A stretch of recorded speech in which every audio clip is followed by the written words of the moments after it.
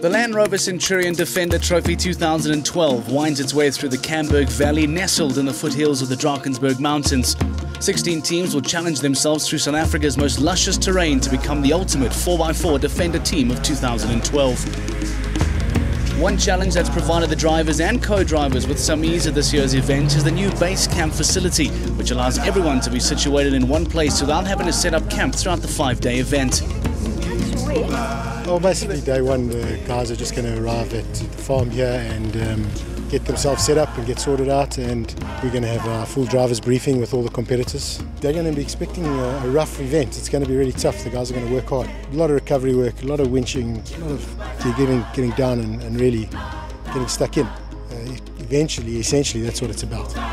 There's a lot more technical driving, and because of the generally wet conditions that are here at the moment, it's going to certainly provide a lot more challenges from that point of view.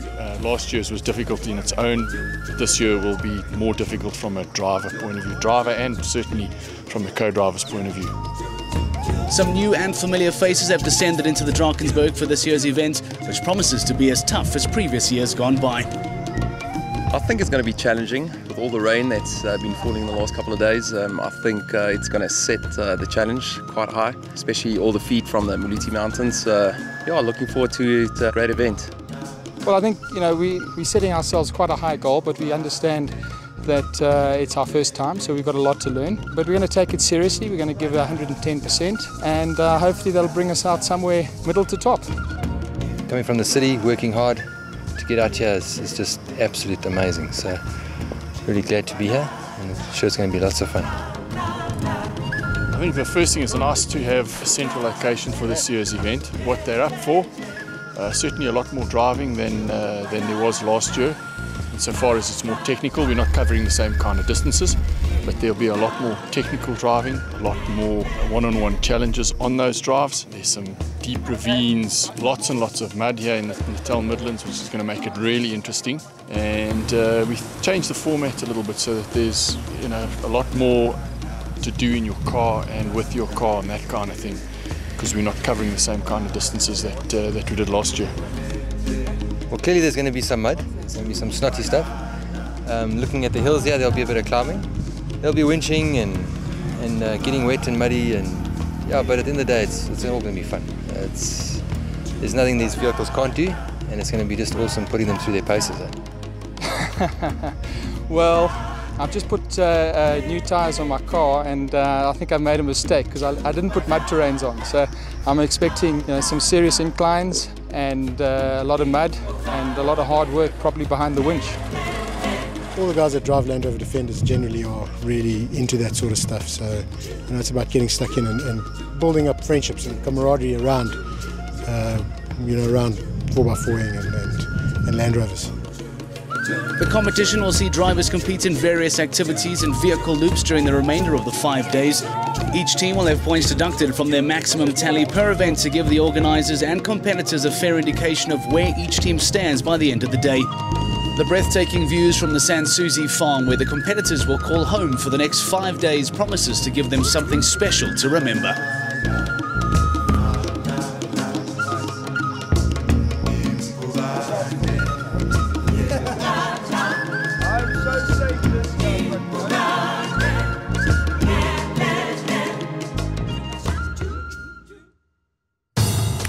After heavy overnight rains, competitors were going to find conditions extremely tough on day 2 of the Defender Trophy. The first activity of the morning sees Team Two Brothers and a Landy attempt the River Challenge. Rob and Mike Eriksson-Miller, who have competed in the last 5 Defender Trophies, found themselves together on the same team for the first time. With over 9 years of experience between them, they managed to navigate through the obstacle and up the river to secure a few bonus points. Just entering into that water, it was just something else. Obviously, having to guide them, but with Rob with the experience, I mean, that was just brilliantly done. We took the hard channel on both sides. We did get the bonus points on both occasions of 50-50.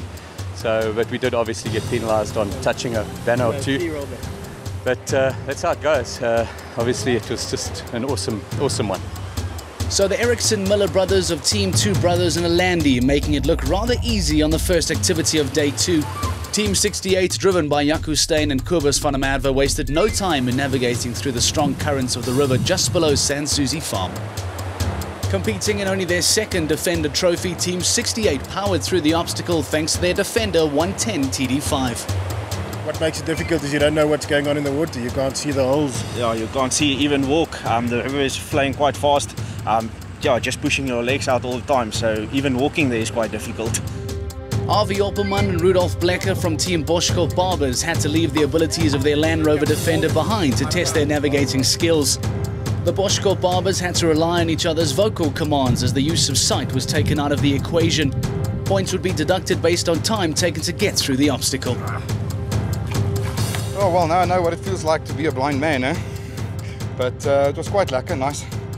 Bit disorientated, but yeah, we worked our way through. Another activity during the morning session that required teams to take a more physical approach is the tube run. Teams would have to blow up their tube using a compressor and make a dash up along the river and make it back to their vehicles as quickly as possible. Patrick Kreyvachen, competing for Team Gollum's Revenge, drew the short straw as he flew off into the water as teammate Chris Ash watched on. We should have come first. We've got Gollum, Cape Ironman, fitness fanatic. Has let me down again. It was good, eh? The river wasn't as deep as I thought it would be. Even though the run back is short, it goes hard and sort of as fast as you can. So, but it took us a while to ramp the tyre up. I think that's what cost us time. I think we could have got a better time then, but yeah, no, it was good, eh? The afternoon session on day 2 comprised of 3 activity loops, one of which saw Team Land Rover Gear and Team Rocky be paired up and tackle the serious river crossing. Here teams had to communicate and work together in order to get both their vehicles across the river. It always looks easy, and we came up with a plan. We probably spent a little bit too much time planning, and then we decided to dig the hole for the tyre, and then that didn't go so well, but we should have stuck with that and dug it deeper. But all in all, very, very tough event, hour and a half of digging, and yeah, really, really tough. We all tired and we broke a winch cable, but we had a good time, good teamship, good team spirit between the guys, and I think we'll move on to another very tough obstacle, but we're having a good time. That's the important thing. Andrew Morris of Team Rocky, competing in his first Defender Trophy, was never afraid of getting stuck into the muddy conditions. Yeah, it was good. I mean, this is real sticky clay. Yeah, a couple of errors there on the safety side, but we learned a lot from it, and we'll put that into good practice going forward. At the outset, you have to trust each other 100%. There's no time for second guessing. If someone's hooked up, you take it that he's hooked up. If someone's calling the line, you just follow. If we get it wrong, we all get it wrong. It's not about an individual thing, it's a team thing. And I think all of the guys here are competent and capable, and we just play to that. So the end of day 2 ended as quickly as it started, with Chester Foster and Stephen McDonald of Team Land Rover Gear out in front, followed by Rob and Mike Erickson Miller in second place. Third position on the log belonged to Team Hangover. With only half the activities and loops done, positions on the log could change rather quickly by the end of day 3. Day 3 of the Land Rover Centurion Defender Trophy, and the competitors get stuck straight into the last day of the morning activities. The Boschkop Barbers will be hoping to better their place at number 5 on the log by the end of the day. As Rudolf Blecker explains, it's all just a balancing act. Okay, this is basically just a balancing exercise that we have to do on the vehicle. Your maximum point for the more blocks you put underneath. Each one's got a number on, that's a certain amount of points that you lift them up to. So each wheel must add to the same amount of points.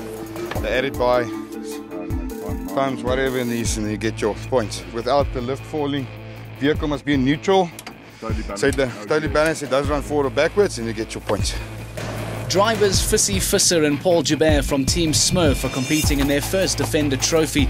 Currently lying in 7th position, they'll be hoping for a strong finish with their Defender TD590. Paul, also known as Papa Smurf, will bring his knowledge of safety in order to gain maximum points for the event. It's quite an extreme challenge, but it's about safety a lot, I would say. Got to be aware of your vehicle at all times. Not to do stupid things and get hurt. I would say that's the whole exercise, is to learn and not to try not to get hurt, and obviously to get the vehicle out of the obstacle. Team Rafiki driver Stephen Goosen and co-driver Matthew Lismore, who are currently lying in 12th position, had to apply strong teamwork tactics to quickly change their Defender tyre while still parked in the river.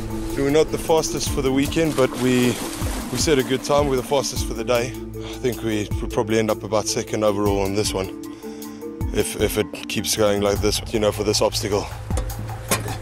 So good speed and teamwork from Team Rafiki could see them heading into a strong position by the end of day 3. The afternoon session of the activity loop saw a slight change in the weather as Team Revi, driven by Warren Vos and Graham de Vries, had to contend with a lot more than just overhead conditions. This is Warren's third trophy event and Graham's first, but with their little Defender 90 and the not-so-little V8 4.2-litre Rover engine, the muddy conditions seem to be an easy challenge. I think we had a reasonably good run. Some silly mistakes, some bonus points here and there. So I think we're happy with our performance so far. It was pretty good. We prepared well. I think it was all in the preparation. And eventually, the power of the big V8 pulled us out, so it's great.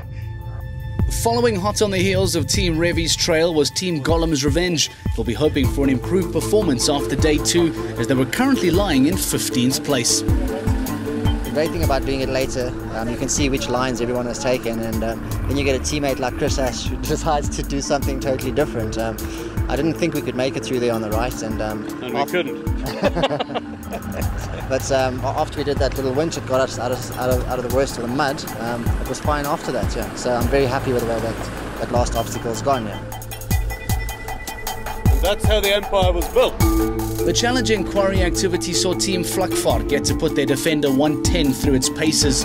Drivers Nick and Rob Smart, along with Archie Coetzee, will be searching for a strong finish to this year's event. Starting with 100 points, teams will have to complete the circuit without touching the guides or without having to reverse, which will result in a 10-point deficit for either infringement. Having put in a good showing, Team Vlakvaart managed to score 70 points, which puts them in a good position heading into day 4 of the competition. Team Revi also had a great showing as their Defender 90 made it through the tight corners. Very happy, very happy. Nice deep water, lots of loose rocks and stuff, but with the 90, we're nice and short, can get around the tight corners. So we're very, very happy with that. Very happy with that result. Another activity on one of the loops takes the form of the gully recover process, where teams have to simulate a rescue operation. Under the watchful eye of medic Etienne van Niekerk, teams have to successfully transport one of its members across the gully safely to the other side. Team Badgers drivers Chris Mouton and Deval Rousseau and Team Superboer drivers Johan Joubert and Felix Joubert were paired up on the activity where Johan was the patient that had to be lifted across the gully to safety.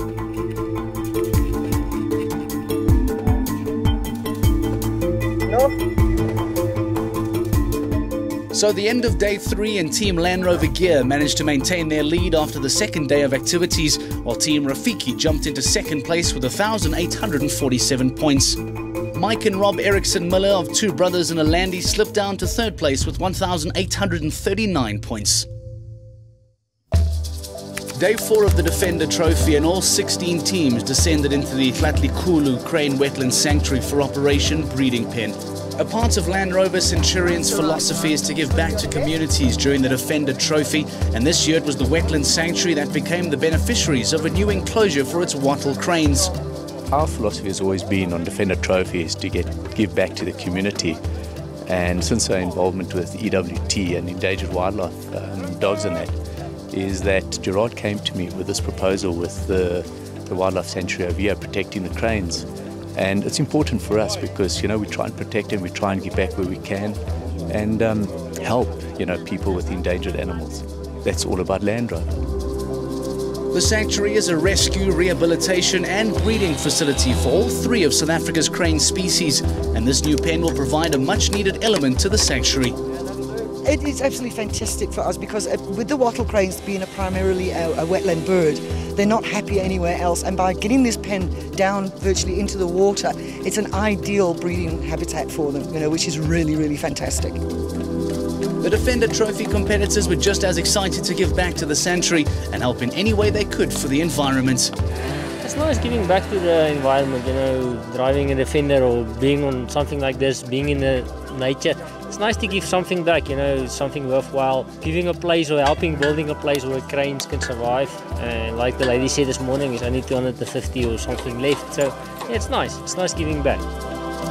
This is an amazing experience. I've been enjoying the whole thing since we got here. It's absolutely an life-changing experience for me. It's the first time here, and we'll be back next year as well. The Wattle Cranes will one day have the Defender Trophy competitors of 2012 to thank for providing them with a new home.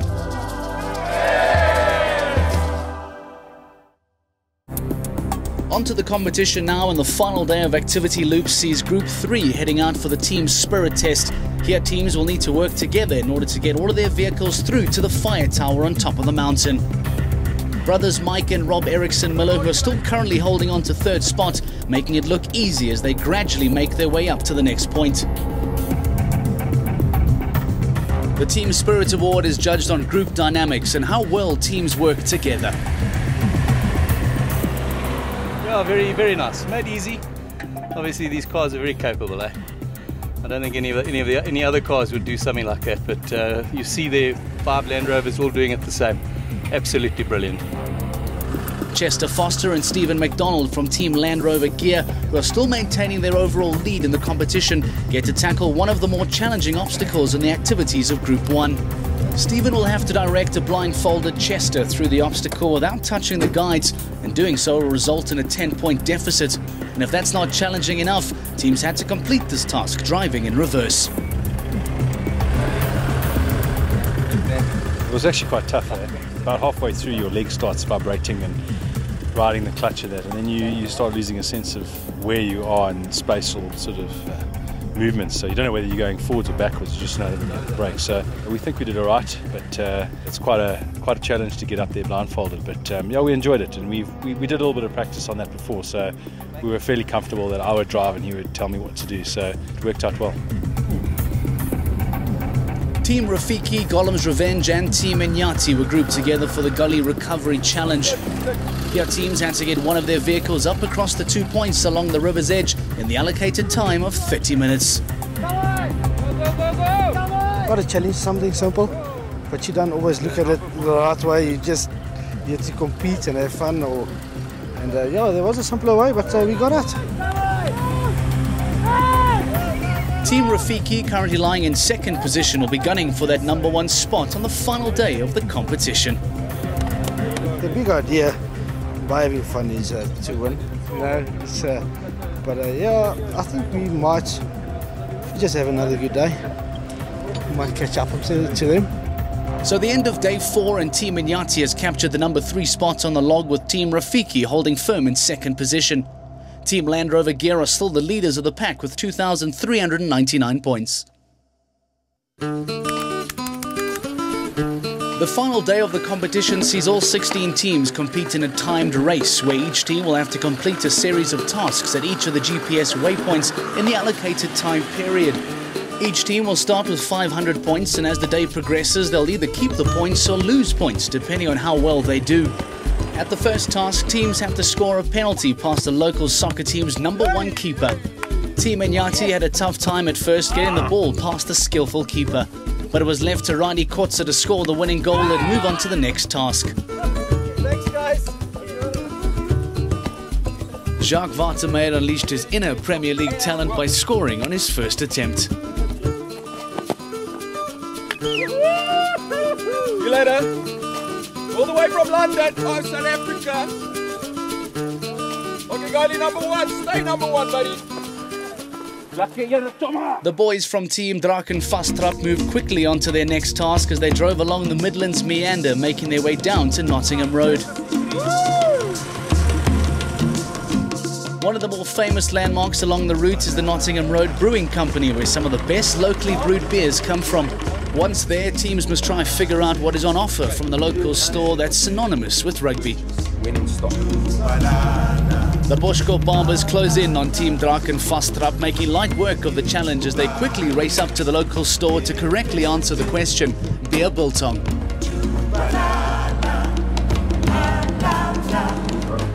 Alright, let's purchase this.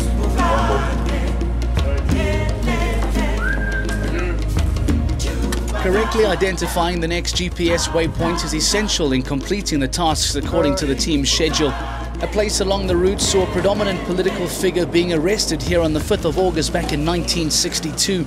Teams had to find the monument and correctly identify the name of Nelson Mandela.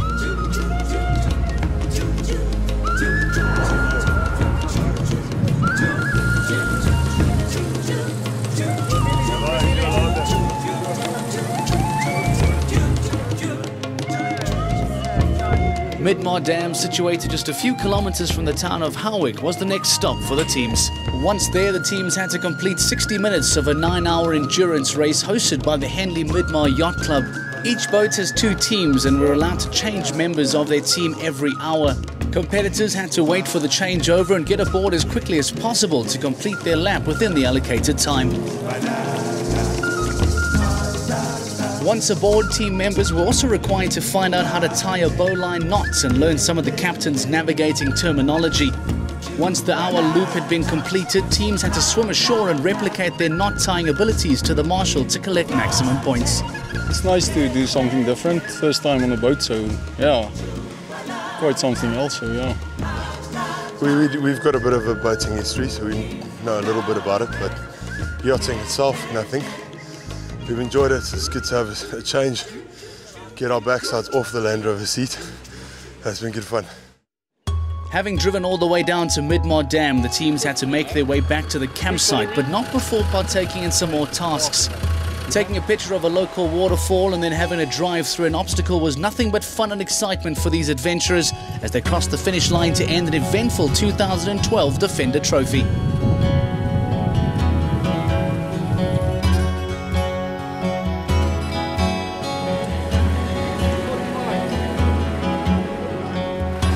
Well, it's been a tough one, it really has. I don't think we ever expected it to be as good and as challenging, as hard as this. The guys have really come to the party this time, and I believe it's the greatest trophy we've had. Compared to last year's trophy, this was tough. It was tough, dust, mud, rain, but it was good. So the final results after day 5 of the Land Rover Centurion Defender Trophy 2012 see Chester Foster and Stephen McDonald from Team Land Rover Gear take the overall winner's title, followed by Team Rafiki and Team Inyati coming in at 3rd position. For me, I've been involved with Land Rover since G4 in 2003.